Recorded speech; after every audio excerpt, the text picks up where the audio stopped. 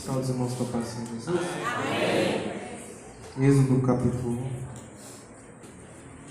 Quantos irmãos localizam? Quero louvar a Deus pela vida do pastor Wilson, do ministério. Obrigado pelo convite, pela confiança de sempre, em nome de Jesus. Queria dizer também que, irmão Wilson, quando for me colocar nessa responsabilidade, me põe um dia que o irmão Marcos não vir. Porque para mim é muito difícil pregar quando ele está aqui. Aleluia!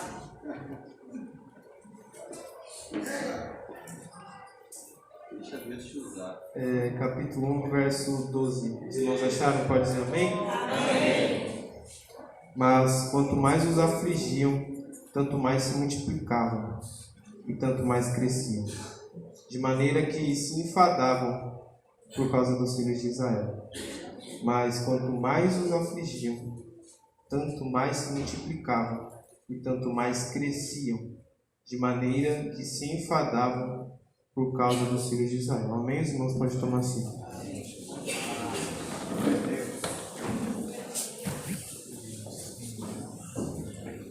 Livro do Êxodo, a palavra Êxodo significa saída. Tem esse nome porque é o livro onde vai retratar a saída do povo de Israel do Egito, depois de um período de escravidão. O livro do Êxodo vai falar sobre a opressão, sobre a escravidão do povo de Israel. O livro do Êxodo vai falar sobre a preparação e o chamado de Moisés. O livro do Êxodo vai falar entre o conflito entre o Deus de Israel e os deuses do Egito, representados na pessoa do faraó. Todas as vezes que Deus usava Moisés e falava liberta o povo, o faraó algumas vezes dizia eu vou libertar, mas não cumpria a sua parte do acordo. Logo, o Deus de Israel aparecia e demonstrava seu poder através de alguma praga. Como os irmãos bem sabem, a maioria acredita, e eu também assim acredito, que o livro do Êxodo foi escrito por Moisés. Não só o livro do Êxodo, como os 5 primeiros livros da Bíblia, que são chamados de Pentateuco. Capítulo 1 do livro do Êxodo é interessante porque ele vai começar retratando os descendentes de Jacó no Egito. E a gente entende e aprendemos que é através de um homem chamado José que a descendência de Jacó vai chegar no Egito. Porque José foi vendido por seus irmãos, José foi escravo, José foi preso, até que José chegou ao palácio do faraó. E ali ele se estabeleceu no Egito. Por causa de José, os israelitas foram bem recebidos no Egito. Por causa de José, as portas do Egito estavam abertas para os israelitas. Porque foi através de José que o Egito se tornou naquele tempo o país mais rico de todos. Porque foi através de José que Deus interpretou os sonhos de Faraó e fez com que o Egito enriquecesse. A Bíblia vai dizer que Faraó era dono de todas aquelas terras. Por causa de José, não tinha mais comida, Felipe, em lugar nenhum. Só no Egito, por causa da visão de José. Alguém vinha, comprava comida, acabava o dinheiro e o tempo da servidão, o tempo da seca não acabava. O que eles faziam? Eu tenho um terreno, eu vou penhorar o meu terreno para comprar comida. Eu vou vender o meu terreno para comprar comida. E Faraó se aproveitou disso, só ele tinha comida para vender. Ele conquistou toda aquela terra e toda aquela terra veio a ser de Faraó. Com o passar do tempo, os irmãos sabem, José vira o governador do Egito. Alguns vão dizer assim que José ele foi governador do Egito, e o primeiro e talvez o único, porque em toda a história a gente não vê cargo de governador no Egito. A gente vê Faraó, mas só com José tinha governador. Então a história de José é Deus criando um cargo que não existia para honrar o filho dele, porque Deus chama a existência aquilo que não existe quando ele quer honrar a sua vida. Só que agora diz a Bíblia que aquele homem José, falecido, morreu. Então, por que o povo de Israel é bem recebido? Porque quando eles chegam, José chega em Faraó e fala: Faraó, é o seguinte, a minha família está aí, meus pais estão aí, meus irmãos estão aí, e agora? Aí Faraó vai falar assim para ele: ó, eles estão aí, chama eles. Ele chama 5 dos irmãos. O que vocês fazem? Nós somos pastores de ovelha. Nossos irmãos, nosso pai, todo mundo é pastor de ovelha. Nós estamos ali na terra de Gósen, uma das terras do Egito. Porque a gente veio procurar pasto para as nossas ovelhas. E ali tem pasto. O faraó falou, vocês são da família de José? Vocês são conhecidos por José? José me ajudou muito. José me abençoou muito. Então, por causa de José, vocês podem ficar no Egito. Por causa de José, ninguém vai fazer mal a vocês. Por causa de José, vocês vão se estabelecer aqui. Então, toda vez, imagina comigo, porque eles entraram ali em 70 almas apenas. Quantas almas? 70 pessoas apenas, contando filhos e tudo.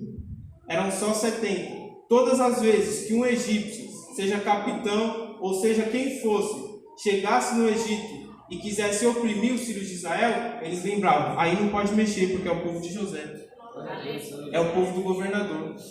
Vou afligir, não posso porque é o povo de José. É o povo do governador. Não pode tratar de qualquer jeito porque é o povo do governador. Só que agora o governador morreu. Só que agora José morreu. Quem vai defender? Quem vai comprar a sua briga? E diz a Bíblia que José morre. Enquanto José está vivo, o povo está crescendo. Enquanto José está vivo, o povo está se multiplicando. Só que agora José morre. Eu acho lindo na Bíblia, porque o versículo 6, quem tem Bíblia aberta pode acompanhar comigo. O versículo 6 vai dizer assim, sendo, pois, José falecido, e todos os seus irmãos e toda aquela geração. Ou seja, não tinha mais ninguém que conhecia José. Morreu José, morreu Judá, morreu Jacó, morreu toda a geração. Não tinha ninguém do tempo de José. Não tinha ninguém para falar assim, não, esse povo é do José. Lembra do José? Não. Ninguém conhecia José. Ninguém lembrava mais de José. Então, o povo está crescendo enquanto José está vivo. Aí o texto vai dizer, sendo, pois, José falecido, e todos os seus irmãos e toda aquela geração. E agora? Está crescendo enquanto José está vivo e depois? Está se multiplicando enquanto José está vivo e depois? Enquanto está José vivo, o povo cresce. Alguém olha e fala, esse povo só cresce por causa de José. Porque se não fosse José, já teria morrido. Porque se não fosse José, já teria acabado. Só que o versículo 7, depois de falar o 6 que José morreu, olha o que o texto diz. E os filhos de Israel frutificaram, e aumentaram muito, e multiplicaram-se, e foram fortalecidos grandemente. Vinícius, eu não entendi, vou explicar. José está vivo, o povo está crescendo. José morre, o povo continua crescendo. Porque o segredo do crescimento não é José, é o Deus de José. José é passageiro, mas o projeto de Deus é eterno. O projeto de Deus é encher o Egito. E Deus está enchendo o Egito de israelita, enchendo o Egito de israelita. Aí o texto vai dizer que agora que José morreu, é óbvio que o faraó também morreu. Não tinha ninguém mais da geração deles. Aí se levanta um novo rei. Só que esse rei não conhece quem é José. Não tem ninguém mais para chegar nesse rei e falar, não mexe com esse povo, porque esse povo é o do José. E se não fosse José, o Egito não era rico como é hoje. Se não fosse José, a gente não tinha tudo que a gente tem hoje. Não mexe com esse povo, não tinha ninguém.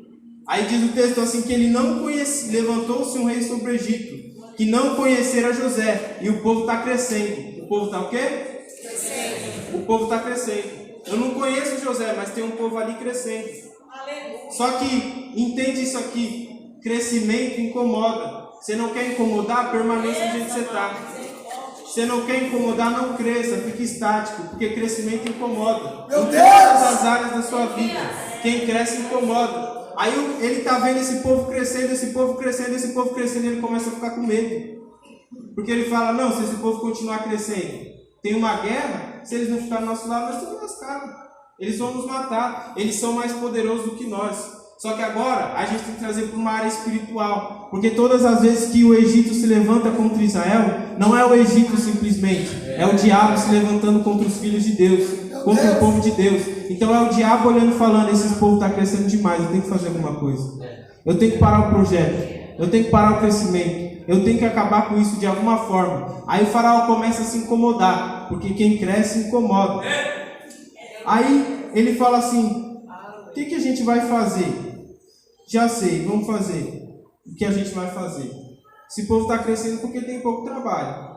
Vou colocar mais trabalho sobre eles, vou colocar maiorais de tributos, vou colocar governador e eles vão ser oprimidos. Eu vou oprimir eles até eles não aguentarem mais. Eu vou oprimir eles até eles não se multiplicarem mais.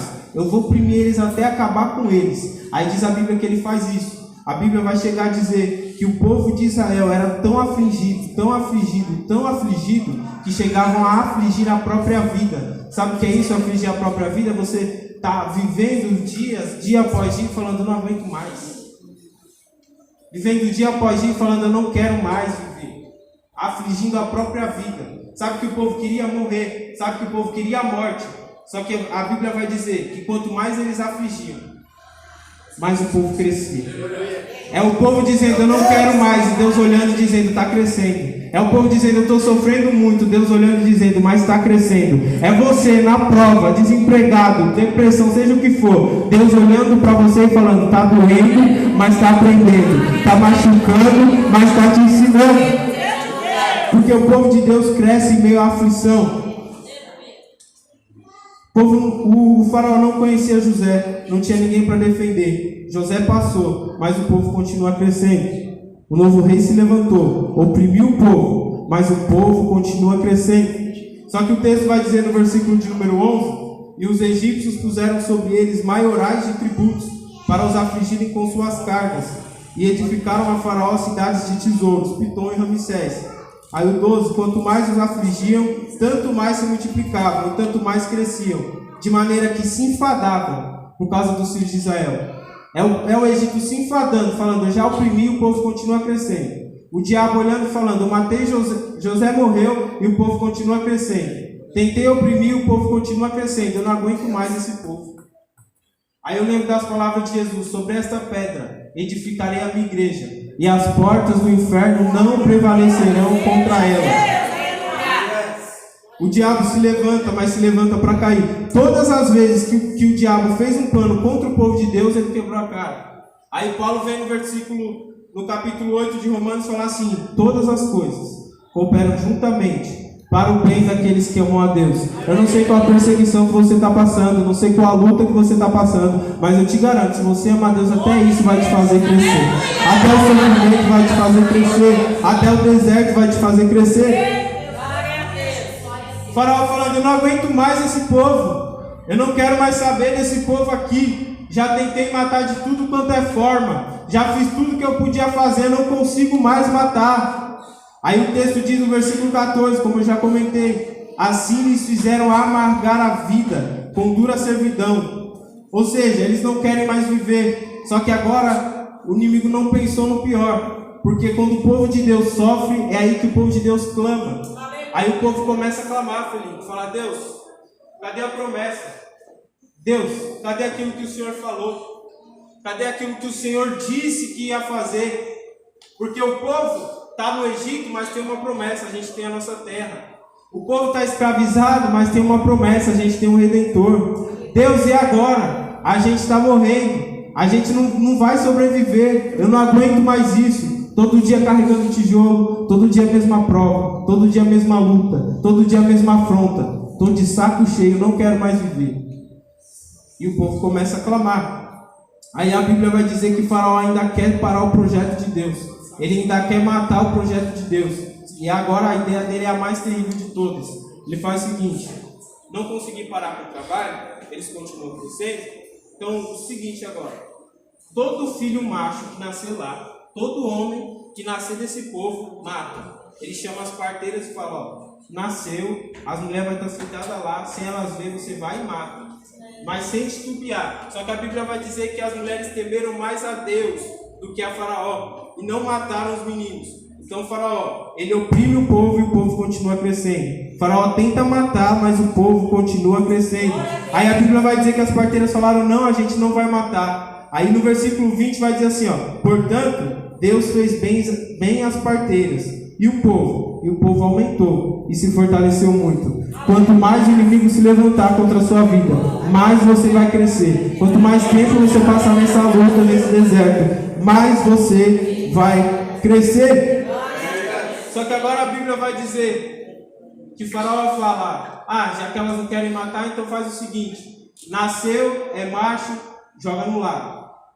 Nasceu, é macho, joga fora. Não quero saber desse povo crescendo mais. Aparentemente, agora deu certo o plano dele. Por alguns anos ele pensou, está dando tudo certo. Está nascendo macho, está jogando no rio, a criança está morrendo, não está dando nada. Só que teve um que foi a resposta da oração de Israel, que foi a resposta da oração do povo de Deus. Porque enquanto sofriam, eles falaram: cadê o libertador que o Senhor falou? Cadê o libertador que o Senhor queria trazer? Aí agora um menino é pegado, a mãe dele o cria por um tempo, dá o nome de Moisés, e ao invés de ela jogar no rio, ela cria, ela guarda. Só que chega um momento que não dá mais para esconder. Chega um momento que não tem mais o que fazer. O que ela vai fazer agora? Vou jogar no rio. Só que imagina para uma mãe a dor, falar: vou ter que jogar meu filho no rio. O que vai ser do meu filho? Vou perder o meu filho. Segurei enquanto deu, agora já era. Só que a Bíblia vai dizer que ele é colocado no rio. E eu imagino Deus mudando o movimento das águas, conduzindo ele. Porque Faraó pode matar um, pode matar outro, mas aquele que habita no esconderijo do Altíssimo, a sombra do Onipotente descansará. A Bíblia vai dizer que a filha de Faraó está se banhando no rio, acha o menino, acha graça aos olhos da criança, e ela fala: eu vou criar. Só que ela não vai levar um filho de uma hebreia para a casa dela.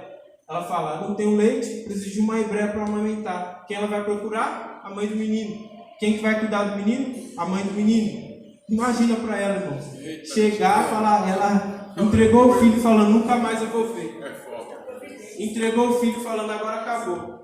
Aí tem alguém querendo falar com você. É o recado da filha do Faraó. Tem um menino aí, você vai ter que cuidar. Ela olha para o menino e fala: ué, eu conheço esse menino. Eu conheço essa criança. Em algum momento ela pensou: acabou tudo. Imagine Deus do céu dizendo e falando: o projeto ainda está vivo. O projeto ainda está de pé. A promessa ainda está de pé. E o povo sem aguenta mais. E o povo continua sofrendo. Enquanto o povo está clamando, enquanto o povo está falando: não aguento mais a minha vida, Moisés está no Egito. Moisés começa, depois de um tempo, depois que ele é criado, deixa de ser amamentado, começa a ser ensinado nas letras do Egito. Ele está no palácio do rei, o povo clamando, na terra de Gósen, falando: Deus, faz alguma coisa. Deus, cadê o que o Senhor falou? Deus, o Senhor não era Deus de nossos pais? O Senhor não é o Deus de Abraão, de Isaac, de Jacó? Cadê a sua promessa? E enquanto isso, Moisés está crescendo. É você clamando, achando que Deus ainda não fez nada, mas a resposta da sua oração está crescendo. A resposta da sua oração está chegando. E Moisés crescendo, Moisés crescendo, Moisés crescendo. Até que, como os irmãos sabem, chega um momento em que Deus resolve falar com Moisés. Moisés ali, sabendo que, apesar de tudo, sabendo que tinha sangue hebreu, quando vê um homem egípcio oprimindo um hebreu, ele se agonia. O sangue fala mais forte, ele acaba matando aquele homem. Depois que ele mata o homem, ele fica desesperado, porque ele sabe que se alguém descobrir já era. Alguém que viu ele matar o homem vai acusar ele. E o que ele faz? Vai tentar fugir. A Bíblia vai dizer que quando Moisés está no deserto, ele começa a ver a sarça arder como fogo. E aqui não tem nada demais, porque é normal a sarça arder, porque a sarça é uma planta seca. Então, conforme bate o raio do sol, é normal ela acender. Só que ele olha e o fogo continua pegando. A sarça vem, queima, se consome e desaparece. Aí Moisés está olhando, está pegando fogo, normal. Aleluia, Jesus. Está fazendo alguma coisa, quando olha, continua pegando fogo. Vai fazer mais alguma coisa, quando olha, continua pegando fogo. Aí ele se aproxima. Porque o que chama o fogo de Deus não é aquele que vem e vai. Já viu gente assim? Que é fogo de sarça qualquer. Ela vem e ele vai. Ele vem e ele vai. Ele vem e ele vai. Mas sabe o que chama a atenção de alguém na sua vida? É que passa a prova e está pegando fogo ainda. Passa a luta e está pegando fogo ainda. Está com dificuldade, doença e está pegando fogo ainda. Alguém está olhando e esperando. Vai parar, não é possível. Todo mundo parou, porque essa não vai parar. Toda a sarça é consumida, porque essa não vai parar. É porque fogo de Deus não mata, fogo de Deus conserva. Então, a sarça está pegando fogo. E Moisés está olhando e aquilo começa a chamar a atenção de Moisés. Você conhece a história. Deus começa a falar com Moisés: tira as sandálias dos teus pés, porque o lugar que você está é santo. E ele começa a falar. E aqui, talvez o ápice do livro de Êxodo, quando Moisés vai falar assim, quando Deus vai falar com Moisés: eu vou te usar para libertar o meu povo. Eu estou resumindo. eu vou te usar para libertar o meu povo. E a resposta de Moisés é: quem sou eu para isso? Porque todas as vezes que Deus te chamar para alguma coisa, você não vai se sentir capaz. Todas as vezes que Deus te escolher para alguma coisa, você não vai se sentir capaz. E no dia que você se sentir capaz, provavelmente não foi Deus que te chamou. É mais ou menos o que aconteceu com Zacarias. Zacarias está anos orando e falando: Deus, eu quero um filho, sacerdote do templo. Está todo dia no templo e não tem um filho. Todo dia no templo e não tem um filho. É crente que ora todo dia, jejua constantemente, lê Bíblia, fala: Deus, eu faço tudo certo. E o outro tem e não tem. É mais ou menos o que aconteceu com Asaf, no Salmo de número 73. Ele falou assim: meus pés quase se desviaram, porque eu sou crente, regente do coral, sou homem de Deus, estou passando uma prova danada. Aí eu olho para o ímpio, até a morte deles é mais confortável que a minha. Para eles é tudo mais fácil, para eles é tudo mais bonito. É mais ou menos o que acontecia com Zacarias, anos, querendo um filho e não podendo ter, casado com uma mulher estéril. A Bíblia vai dizer que um certo dia, ele entra no templo para fazer o sacrifício, e aparece um anjo e começa a falar com ele. A palavra do anjo para ele é: Zacarias, você vai ter um filho. Só que, olha na mente de Zacarias: eu sou velho, minha mulher é avançada em idade, como que eu vou ter um filho? Como que vai acontecer isso comigo? Todas as vezes que Deus te fizer uma promessa, você vai olhar para você e vai falar: é loucura, não tem como acontecer isso comigo. Só que eu acho lindo porque a resposta do anjo para ele foi: o menino vai nascer, vai acontecer, mas por causa da sua incredulidade, Zacarias, você vai ficar mudo. Aí ele fica mudo até o dia que João nasce. A Bíblia vai dizer que João nasceu. A promessa cumpriu ou não cumpriu?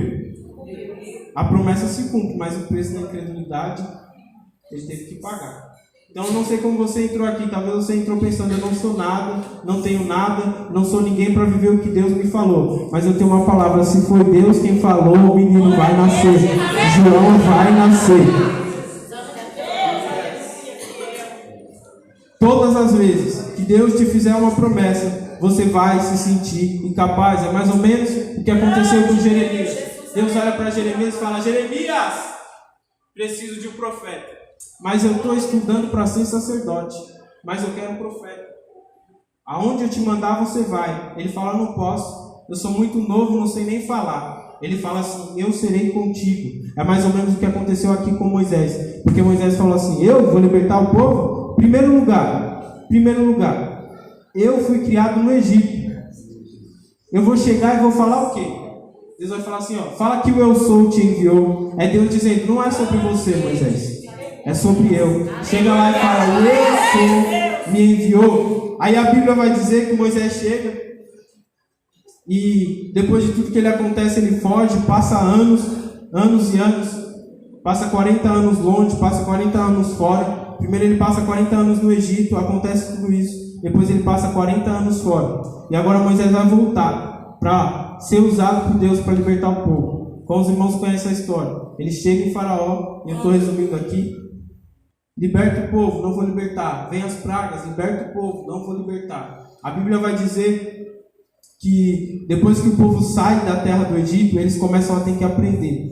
E eles começam a andar no deserto. Mais 40 anos de deserto. Aí agora a gente está falando de um povo que está vendo todo dia o sapato crescer no pé, a roupa crescer junto com o corpo, todo dia o maná caindo do céu. E chega certo momento que esse povo começa a murmurar, começa a reclamar. Fala: já estou cansado disso. Já estou cansado desse deserto, já estou cansado dessa prova. A Bíblia vai dizer assim, que Deus então permite que toda aquela geração morra. O que define se eu vou chegar na promessa é a minha postura no deserto. A Bíblia diz que tinha dois, Josué e Caleb, que quando eles chegam diante da terra, Moisés vai falar: vou enviar vocês e mais 10 espias. Vocês veem como é que vai ficar lá. Como que é essa terra? Se dá para a gente conquistar ou não. A Bíblia vai dizer assim que eles chegam, observam a terra, viam que tudo aquilo era muito grande, muito belo, exatamente como Deus prometeu. E de 12 espias, 10 chegam em Moisés e falam assim: vai dar não. Chegam em Josué e falam assim: não vai dar. Josué, não vai dar. O pessoal lá é muito grande, o soldado lá é muito forte, a gente não consegue, a gente não pode. Só que Josué e Caleb estão falando: não, mas Deus falou. Não, mas é muito grande para vocês. Mas não, mas Deus falou. A gente vai alcançar. Vamos continuar. A Bíblia vai dizer que somente Josué e Caleb chegam na terra prometida. Sua postura no deserto vai definir se você chega na promessa ou não. O que você faz no deserto? Qual que é a sua postura diária no deserto? Você olha para Deus e fala, não acredito mais. Ou você olha e fala, se o Senhor falou, vai acontecer. A promessa é grande, a gente é pequeno, mas se Ele falou, vai acontecer. Amém? Os irmãos podem se colocar de pé, vamos fazer uma oração?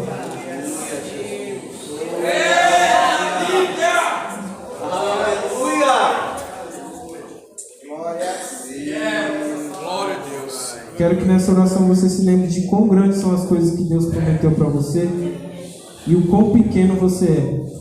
E diante de tudo que Deus tem falado, que Deus já falou para você, você nunca se sentiu capaz. E não se sentir capaz é um bom sinal. Mas que Deus venha, nessa oração, peça que Deus venha expulsar dos nossos corações toda a incredulidade. E que mesmo não podendo ver a promessa, que a gente venha crer na palavra que Ele liberou sobre as nossas vidas. Amém? Feche seus olhos, curva a sua cabeça em nome de Jesus. Senhor nosso Deus, nosso Pai, nós te louvamos, nós te agradecemos, Senhor, por estarmos aqui nessa noite, por tudo quanto o Senhor já falou conosco, Senhor, através de cada hino, através de cada louvor, Pai, através da vida de cada um dos irmãos, meu Deus. Nós te louvamos, Senhor, porque o Senhor é bom, porque a sua misericórdia dura para sempre. Senhor, nós venhamos declarar que nós escolhemos crer, Senhor, na tua promessa. Mesmo no momento de deserto, mesmo no momento de aflição, a nossa escolha é crer na tua promessa, Deus. A nossa escolha é crer na tua palavra. O que estamos vivendo, o que estamos passando não tem nada a ver com aquilo que o Senhor prometeu. Pai, tem gente que entrou aqui, Senhor, e falando assim, eu não quero mais. Falando assim, eu não aguento mais. E falando, cadê aquilo que o Senhor prometeu? Deus, a minha oração é que o Senhor nos ajude nessa noite a entender que enquanto nós clamamos, enquanto nós oramos, o Senhor está trabalhando, Deus. Nos dá fé, Pai, para crermos que a gente ainda vai chegar. No nome de Jesus. Amém.